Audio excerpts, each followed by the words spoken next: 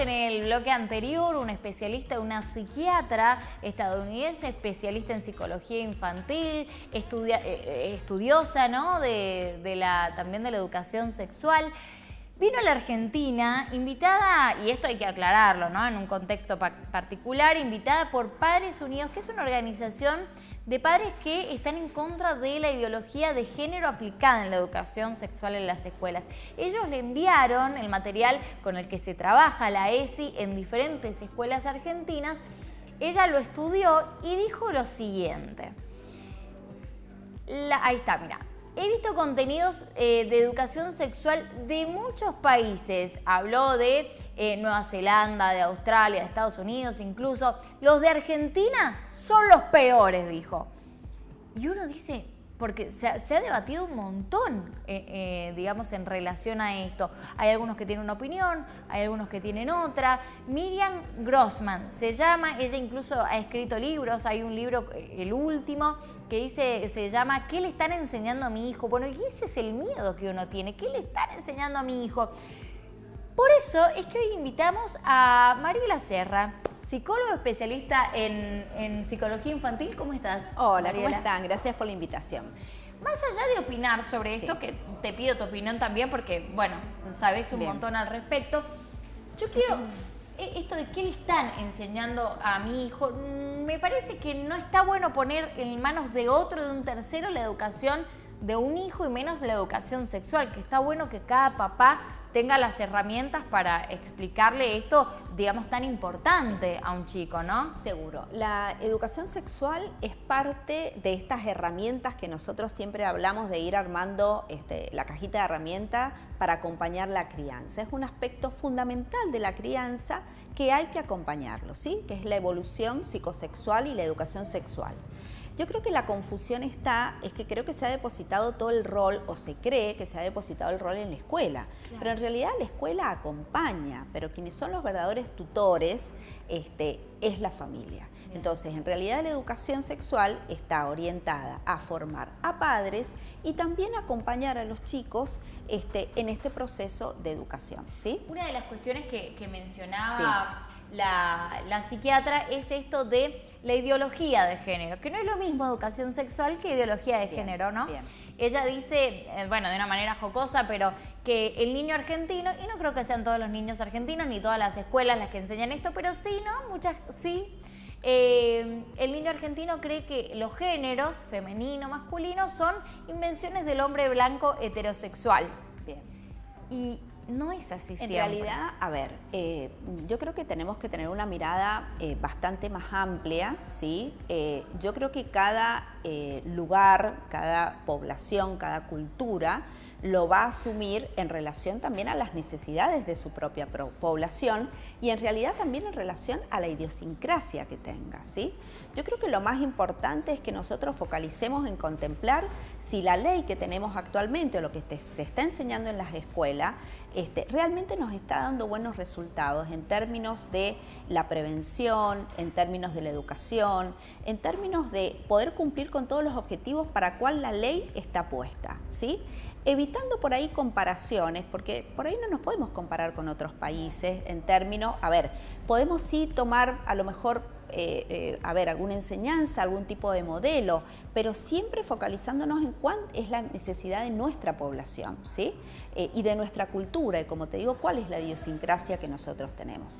Sabemos que en esto, bueno, la ley es bastante abarcativa, te diría yo que ha ido ampliando distintos aspectos, pero a mí me parece que cuando la educación sexual se va acompañando desde que los pequeños son chiquitos, me parece que el impacto que tiene por ahí no es diferente a cuando a lo mejor se empieza a educar sexualmente a los chicos ya más púberes o más adolescentes. Mariela, y bueno, yo escuchándote digo, ojalá ese impacto fuera solo con lo que les enseñan en la escuela, pero la realidad es que hoy los chicos no son los de antes y están con pantallas, están con un acceso casi ilimitado a internet, incluso a la televisión. Vos prendés la televisión y hay escenas tremendas a cualquier hora del día, entonces el contacto es constante y ¿estamos preparados los papás para darles la información necesaria o todavía estamos con eso, que siga siendo chiquito, yo no le cuento nada?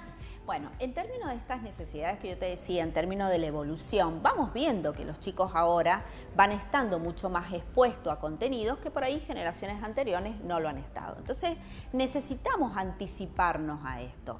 Yo creo que en esto de que la escuela ha tomado un gran rol es porque obviamente a veces la familia no se anima, pero a veces no es porque no le interesa, tal vez siente que no tiene las herramientas y en esto influye también la propia educación sexual que han tenido los papás. Entonces, si nosotros estábamos instalados en un concepto que de esto no se habla porque es algo feo, porque es algo grotesco, porque es algo peligroso, obviamente que los papás también tienen este criterio en términos de la educación. Entonces, cuando los chicos hacen una pregunta, por ahí contestan, cuando seas grande te lo voy a responder, claro, o lo evaden. Entonces, yo creo que el gran compromiso es entender que como papá nos tenemos que hacer cargo. A ver, así como yo de repente me voy aprendiendo en términos de cómo acompañar a mi chico en la escolaridad, cómo acompañarlo en su salud, cómo acompañarlo hoy por hoy, también lo vemos mucho en la salud mental de los chicos, en la gestión de las emociones. Bueno, la parte de la sexualidad hoy también a mí me tiene que interesar y me compete como padre y como adulto, ¿sí? Porque todo eso que no aprende en la casa no es que no lo va a aprender, lo va a aprender en internet o con los amigos. En realidad el chico tiene una curiosidad innata, entonces va a buscar fuentes por donde aprenderlo. El problema es cuando lo aprende de sus pares, que aprende lo que él sabe más o menos, o de repente distorsionado, cuando lo aprende por ahí desde las pantallas, que generalmente lo aprende de una forma bastante grotesca, que muchas veces su psiquismo tampoco está preparado, digamos, para poder procesarlo. O sin ir más lejos, por ahí empiezan a aprender contenidos que son mucho más elevados y a lo mejor ni siquiera saben cómo nominar sus partes íntimas, por decirlo así, ¿sí? Sus genitales. Entonces, yo creo que tenemos que empezar por la base, que es casualmente trabajando esto del reconocimiento del propio cuerpo, nominar cómo son los genitales, saber obviamente que van a haber etapas en donde van a haber etapas de más exploración, de más curiosidad. Ahora, la sexualidad nos acompaña desde que nacemos hasta que nos morimos, ¿sí? Va transitando por distintas etapas. Creemos que la sexualidad corresponde nada más que a la adolescencia, entonces cuando mi hijo va entrando en la adolescencia ahí me preocupo, pero de repente hubo toda una etapa previa que es importante acompañar a los chicos y siempre basándolo en valores, en las emociones, en el reconocimiento, como te decía, el cuerpo, en el respeto del propio cuerpo y en el respeto del cuerpo del otro. ¿Qué hablar en cada etapa? Bien. Obviamente no te pido que me digas por año porque hay como la nota tiene un límite, sí, pero qué sé yo, en la niñez, ya a partir de los 9, 10 años y luego en la adolescencia. Bien. Porque me imagino que esto es un proceso, entonces en cada etapa hay algo importante que decirles. Mira, la educación sexual, por ejemplo, en los bebés tiene que ver desde el momento en que yo contacto con el cuerpo de ese bebé. ¿Desde qué lugar lo hago? Lo hago desde un lugar invasivo, lo hago desde un lugar de respeto, lo hago desde un lugar de temor y de miedo, ¿sí? Entonces, ya desde el momento en que yo hablo con este bebé, lo alzo, lo tengo, lo sostengo, lo baño, lo cambio, desde este lugar yo ya le estoy dando esta educación sexual, ¿sí? Fíjate qué importante, ¿no? Después, a partir de los 3 años, que es cuando generalmente se controla el esfínter, ¿qué pasa? El chico, al tener ya sus genitales liberados por el pañal, empieza, y obviamente acá empieza otra etapa evolutiva que se llama, desde la evolución psicosexual, etapa fálica, en donde él va a tener gran necesidad por explorar, ¿sí? Y al explorar, obviamente, también va a sentir cierta gratificación. Por lo general, esta etapa se da entre los 3 y los 5 años. Es una etapa de gran exhibicionismo, es una etapa donde no hay mucho pudor, hay una etapa donde hay mucha curiosidad. Está bien retarlos, porque uno lo primero que hace es retarlos, ¿no? No, eso no se hace. No, retarlos no, pero educarlos sí, ¿sí? Por ejemplo, hay muchos papás que el hecho de verlos tocar o masturbándose, obviamente les genera mucha angustia y mucha ansiedad y es una exploración. Por supuesto, uno tiene que ver con qué intensidad el chico lo hace, pero siempre marcarle ante esta situación es tu cuerpo, lo tenés que tratar con cuidado, siempre la parte de la intimidad, desde ese lugar siempre hacerle ver que esta parte de su cuerpo y este acto que él está haciendo de descubrimiento siempre tiene que ser en forma privada y en forma íntima, ¿sí? Hablamos de formas íntimas, de partes íntimas, porque son estas partes que son como estos tesoros que no se pueden tocar, ¿sí?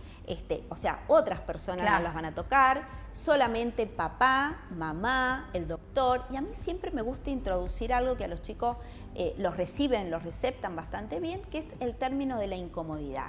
O sea, papá, mamá, la persona que te asista te va a bañar, el doctor, pero siempre y cuando a vos esto no te vaya a generar incomodidad. Bien. Desde chiquito también empezar a trabajar la autonomía, especialmente para cuando los pequeños empiezan la escolaridad.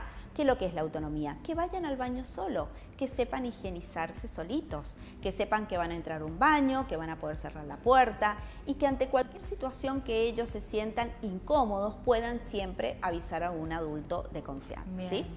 Esto en esta etapa ya nos empieza a prevenir algo que es tan importante que tiene que ver con el abuso. ¿Sí? Algo también que hoy por hoy estamos viendo mucho dentro de lo que es ESI, Educación Sexual Integral, es que a veces los chicos no discriminan lo que es el niño del adulto. Entonces también tenemos que introducir estos conceptos. A ver, por ejemplo, el beso en la boca.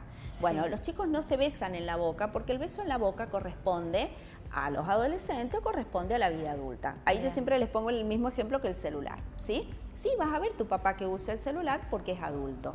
Vas a ver que tu papá se da un beso en la boca. ¿Está mal darse un beso en la boca delante de los chicos? No, por supuesto, siempre y cuando no sea algo grotesco. Claro. Que refleje un símbolo de cariño, de compañía en la pareja, ¿sí? Porque la educación sexual también va acompañada de lo que es educación emocional, ¿sí? Entonces, trabajamos todo lo que es la parte de la intimidad, el respeto. Respeto por mi cuerpo y respeto por el cuerpo del otro. Te puede dar mucha curiosidad saber qué tiene tu amiguito, si tiene pene o tiene vulva, ¿sí? Pero eso es su parte íntima, entonces no vas a poder tocárselo ni tampoco se lo vas a mirar. Claro. Trabajar la empatía, a vos tampoco te gusta que lo hagan, entonces tampoco vos lo vas a hacer. Entonces, esa etapa de mucha curiosidad, de mucha exposición, tiene que obviamente estar moldeado, obviamente por la cultura, volvemos a lo mismo, le enseño a ir al baño.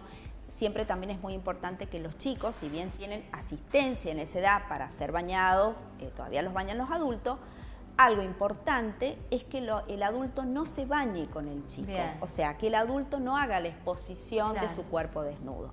¿Por qué? Porque él, como está en una etapa de mucha recepción y curiosidad, lo erotiza. Claro. ¿Sí? Entonces, estas situaciones sí no hay que hacerlas. Pasados los 5 años de esta gran exploración y curiosidad, entramos en otra etapa, que no es que desaparece el impulso. El impulso o la curiosidad sexual toma un cauce por debajo, latente, por eso se llama etapa de latencia. Bien. Y se encausa hacia otras finalidades, por ejemplo, el aprendizaje, el deporte, el arte. ¿Qué vemos también en la etapa de latencia? Que cada vez está más desdibujada, que como los chicos están muy erotizados, especialmente porque no se respeta la infancia, porque están muy expuestos a estos contenidos, esta etapa está como muy desdibujada. ¿En qué se representa? Dificultades en la escuela, chicos con apatía que no quieren de repente ni vincularse con el arte, ni hacer una actividad, ni siquiera desde lo social, ¿sí? Entonces, esto también, estados de irritabilidad. ¿Por qué? Porque el psiquismo todavía no puede procesar esta gran carga. Bien. A mí me gusta explicarle a los papás esto. Nos imaginemos un cauce, un flujo de energía que viene muy amplio desde la primera infancia. En latencia se tiene que estrechar un poquito. ¿Por qué? Porque ponemos muros, se llama, que son como diques. Bien. El pudor, la vergüenza, la moral. Esto nos ayuda a que este flujo se encauce y cuando llegue a la adolescencia, a la pubertad, que es otra etapa muy potente en esto, no llegue desbordado. Bien. Entonces, si yo de repente desde la primera infancia el chico sigue erotizado porque está expuesto a la vida adulta, porque está expuesto a las pantallas, porque de repente consume contenido que no es apropiado a su edad, esto va a ser en la pubertad, va a llegar totalmente desbordado, ¿sí?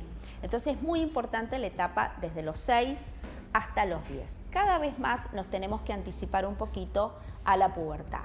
¿Qué es lo que es la pubertad? Los cambios físicos que aparecen y la adolescencia vendrían a ser los cambios psicológicos. Bien. A veces nos pasa que tenemos, especialmente en las nenas, muchos cambios físicos sobre los 9, 10 años, pero todavía no tenemos el cambio psíquico. Bien. Y esto también a veces cuesta, porque ellas ven que su cuerpo va cambiando, pero por ejemplo todavía no se presenta uno de los duelos de la adolescencia, que es el duelo del cuerpo infantil. ¿Sí? Entonces, pero ya desde ahí también tenemos que empezar a trabajar. Bueno, a ver, tu cuerpo va a cambiar, esto tiene que ver con todo tu desarrollo del cerebro, con todo el desarrollo de tus hormonas, siempre trabajar desde el autocuidado, trabajar desde el respeto. También es una etapa en donde los chicos, los adolescentes pasan muy fácilmente de un comportamiento mucho más extrovertido y más exhibicionista, y a veces a un comportamiento más introvertido, que es donde resguardan un poco el tema de su cuerpo. Y como te digo, siempre la educación sexual avalada, acompañada por lo que es la educación emocional. Bien. ¿Qué señales de alerta o banderas rojas tenemos que tener en cuenta, sobre todo en esta etapa, ¿no? De la efervescencia, que, como vos decías, cada vez arranca más temprano por el acceso a las pantallas? Porque quizás antes un niño o una niña de 9 años estaba jugando a las muñecas y hoy en día, bueno, tienen información que antes no teníamos. Bien, a ver, ¿qué es lo normal y lo esperable en una etapa de un niño? A ver, que de repente, por ejemplo, en una primera etapa de educación de primera infancia, tenga la curiosidad de lo normal. ¿Qué puede preguntar? Bueno, si yo tengo penes, ella qué tiene, de repente, cómo nacen los bebés, cómo llegan los bebés, ¿sí? Es muy raro que a esta edad pregunten cómo se hace el bebé. Claro, por lo general, normalmente cómo no se vuelve loco y uno le explica, me hacen un tajito y sale y listo. En esto sí hay que darle las distintas opciones, porque hay mamás que no hemos tenido cesáreas, ¿sí? Entonces, en este caso, lo vamos a explicar desde la biología de la mujer, desde un lenguaje que el chico lo pueda comprender. En este caso, bueno, la mujer podemos decir que tiene 3 pequeños agujeritos. Por un agujerito hace pis, por otro agujerito va a hacer caca, y el otro agujerito, ¿sí?, que por fuera se llama, vendría a ser que es la vagina, que es como un tubito que conecta, ¿sí?, con lo que es la parte del útero, que es la bolsita en donde se forma el bebé. Entonces el bebé, al momento de nacer, sale por ese tubo que se llama canal de parto y puede salir por la vagina de la mamá. ¿Duele?, te van a preguntar. Un poquito duele, pero es tanto la emoción de conocerte, de tenerte en mis brazos, que, bueno, y si no, el doctor puede ayudar. A eso se le llama parto normal. Y si no, hay un parto que se llama por cesárea, que es que en la parte de la pelvis hacen un pequeño tajito y por ahí puede nacer. Y ellos con eso quedan, digamos, ¿no? No es que no se habla de semilla, ¿sí? Se habla de célula, ¿sí? La célula del papá, la célula de la mamá. Los chicos inclusive ya empiezan a tener a veces más información, que esto también tiene que ver con la historia de cada uno. A veces preguntan los procesos de fertilidad también, ¿sí? O muchas veces si hay 2 papás o 2 mamás, bueno, en este caso, cómo llega este embarazo. Pero siempre la respuesta se va a dar acorde a la pregunta del niño, ¿sí? Después, en la etapa que yo te digo de latencia, aparece un poquito más el pudor. Entonces ahí a veces les da mucha vergüenza, lo que no significa que el chico puede estar, le puede estar llegando información. Claro, ¿cómo hacemos como papás? Porque justo esta etapa de latencia es donde él empieza a tener más contacto con el afuera y se hace menos manejable para los papás. Justo es la etapa donde les da más pudor hablar al respecto. Bien, bueno, abrir canales de comunicación, ¿sí? En forma de, voy hablando del colegio, de los amigos, a ver si aparece algo que a mí me llamó la atención, alguna palabra, algún gesto, algún comentario, que yo digo, esto no está dentro de la evolución psicosexual normal de esta etapa, ¿sí? ¿Por qué digo yo abrir los canales? Porque a veces el chico espontáneamente no va a venir y te lo va a preguntar, porque inclusive, como sabe que puede estar mal, tiene miedo al reto o a la represión. Entonces, abrir los canales, ¿sí? En esto es bastante importante. Los chicos que usen distintas plataformas, sí o sí, revisar los historiales, revisar con quién se conecta, tener muchísimos cuidado con las casillas de correo que inclusive aparecen en plataformas tan lúdicas como puede ser Roblox. Entonces, bueno, a partir de ahí también ir viendo qué es lo que mi hijo por ahí está consumiendo. Y por el otro lado, una conducta que tiene que ver a veces con mayor irritabilidad, exaltación, de repente somatizaciones, no querer conectar con el afuera, estar en un permanente aislamiento, tener miedo a frecuentar distintos grupos sociales. También siempre es muy importante, tener en cuenta un poco la paridad de las edades. Si mi chico tiene 6, 7 años, por ahí no está bueno que se junte con un chico de 10 o 11, porque sus intereses van a ser totalmente diferentes, ¿sí? Cuando hay hermanitos de distintas edades, también tengo que contemplar eso, ¿sí? Entonces ahí yo siempre fomento mucho esto de las charlas en los momentitos de exclusividad, porque por ahí el más grande tiene intereses que los más chiquitos por ahí no. Entonces, bueno, siempre abriendo estos canales de comunicación.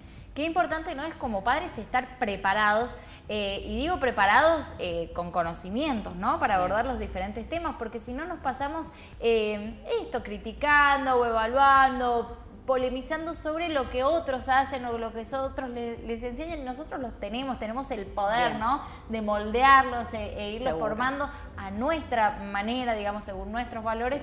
Y bueno, qué importante es eso, contar con las herramientas. Yo creo que hay muchas herramientas hoy por hoy para hacerlo, para formarse, pero siempre les pido a los papás la actitud crítica. Bien. O sea, que no hagan un copy y pego, porque por ahí lo que de repente yo escuché no me sirve para mí, porque por ahí yo tengo otra historia o por ahí tengo otra forma en mi crianza, ¿sí? Tenemos que contemplar que vamos evolucionando, que hay cosas que ya las tenemos que ir trabajando más con los chicos en términos de la prevención fundamentalmente, y de que ellos constituyan una sexualidad sana, porque como te digo, es parte de la vida. Esto lo tenemos que aceptar y no lo podemos negar. Y esto no empieza en la adolescencia, empieza desde que el niño nace, ¿sí?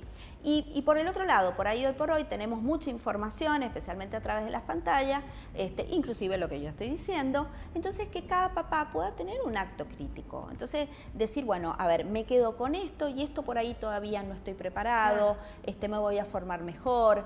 Hablar con todos los profesionales de salud, con el pediatra, con muchas psicólogos. familias también, ¿no? Se mezcla la religión. Tal cual. Pedir ayuda en los colegios, en las escuelas. Bueno, hay distintos talleres. Bueno, yo creo que hoy por hoy podemos libros fundamentalmente, hay mucha bibliografía que es preciosa para los papás y hay mucha bibliografía para los chicos también, ¿sí? Pero siempre es esta actitud crítica, reflexiva y como yo siempre digo, bueno, teniendo en cuenta cuál es el destino que yo quiero en la crianza de mi hijo, ¿no? Usando esto del GPS que a veces lo hemos usado como analogía, ¿no? Bueno, ¿qué quiero yo en la crianza y en el desarrollo de mi hijo? Obviamente con una mirada abierta y contemplando esto de la evolución. Mariela, como siempre te agradezco muchísimo esto de venir y darnos las herramientas que vamos completando en nuestra caja de herramientas para criar a nuestros hijos. Muchísimas gracias. Y a todos ustedes les cuento que esta nota va a estar ya está cargada en YouTube para que la compartan, para que la vuelvan a ver. Y también en las próximas horas en nuestro Instagram también, la manera, digamos, cortita. Obviamente, pero también para que se informen. Mariela, como siempre, muchísimas gracias. No, gracias a ustedes. Y ahora nos vamos al minuto útil, que hoy es más útil que nunca. A mí me viene re bien, porque viste cuando te empiezan a llamar y que te llaman de internet, te llaman para ofrecerte esto, te llaman para ofrecerte el otro. Hay una forma para que no te llamen más, ¿o no, Ale? Sí, atención en este minuto útil, porque sabías que existe una forma de dejar de recibir llamadas publicitarias molestas. Se llama Registro Nacional No Llame. Y la gestiona la Agencia de Acceso a la Información Pública. ¿Cómo funciona? Muy simple. Entras a la web No Me Llames, .aip.gov.ar, registras el número de celular o el teléfono fijo y en un plazo de 30 días las empresas ya no deberán llamarte para ofrecerte promociones. Además, si después de ese tiempo siguen recibiendo publicidad, podés hacer una denuncia online o directamente en la misma página. También la opción de registrar varias líneas juntas, consultar si tu número ya está cargado, revisar el estado de las denuncias. Lo único que necesitas es validar tu identidad con tu DNI digital en Mi Argentina. Así que ya sabes, si te cansaste que te llamen de telemarketing, el registro No Me Llame es tu aliado para tener más tranquilidad. Muy bien. Complejo el link, pero directamente si vos pones No Llame o registro No Llame en Google te va a aparecer. Yo quise hacerlo, Ale, y me figuraba esto, que actualmente se hace a través de la aplicación de Mi Argentina, a través del registro de Mi Argentina, pero están trabajando para que también sea a través de RENAPER, es decir, directamente con tu número de DNI, más fácil, ¿viste? Por ejemplo, yo no tengo Mi Argentina, todavía no lo hago y bueno, no lo pude hacer. Así que están trabajando para también hacerlo a través de esta vía. Porque la verdad que es muy molesto, ¿no? Sí, te llaman a cualquier hora. Pasa que a veces vos te metiste en alguna, dejaste tu celular para alguna cosa y le figura en un registro y te empiezan a llamar de la telefonía, de internet, de campañas. No me llames. ¿Viste? Hay teléfono, mi teléfono no sé dónde lo habré puesto. ¿Qué habré completado? Que me llaman de todo y siempre en la siesta. Yo se los pasé. ¿Vos se los pasaste? No, Ale, qué mal que hiciste. Bueno, acá hay un mensajito del tema de lo que estaban hablando recién con la licenciada. Dice, hola chicos, qué buen tema el de hoy. Aplausos. Gracias. Es que la verdad, Ale, es complejo. Mira, yo tengo hijos de diferentes edades y a cada edad es complejo el tema. Claro, porque hay uno que está entrando a la adolescencia. Hay uno que está entrando a la adolescencia, si bien, bueno, mi hijo tiene 9, cumple 10 ahora, es como inocente en el sentido que no tiene celular, no nada, pero bueno, constantemente le llega información. Y pregunta después. Más o menos, ese es el problema del mío. No pregunta tanto, como que le da vergüenza y se lo guarda, ¿viste? Por eso yo le preguntaba a María qué pasa cuando se lo guardan, es normal. Pero bueno, eso, vos podés tener a tu hijo quizás como más cuidadito, pero es la vida y están en relación con otros que sí tienen pantallas, que sí tienen celular o que están más solitos o que tienen manos mayores y uno tiene que estar preparado, no depositar en la escuela, digamos, toda la responsabilidad de la educación sexual, sino uno como padre saber cómo quiere educar a su hijo y estar preparado para hacerlo, para acompañarlo. Así que ya saben, la nota está en YouTube y va a estar cargada en un rato nada más también en nuestro Instagram para que lo compartan, viste, los grupitos de WhatsApp y demás, o grupitos de amigas también siempre es útil. Nos vamos a un corte, Alejandro. Sí. En el próximo bloque vamos a estar hablando de una campaña, porque es muy fácil para nosotros abrir la canilla y sale agua, pero no en todos los lugares y no en todos los rincones de San Juan esto pasa. Y Grupo Huarpe, junto con un gran número de ONGs y personas solidarias de la provincia de San Juan, están haciendo una campaña muy importante justamente para llevar agua a donde no hay. Te contamos un poco más después del corte, así que quédate ahí prendido a la pantalla.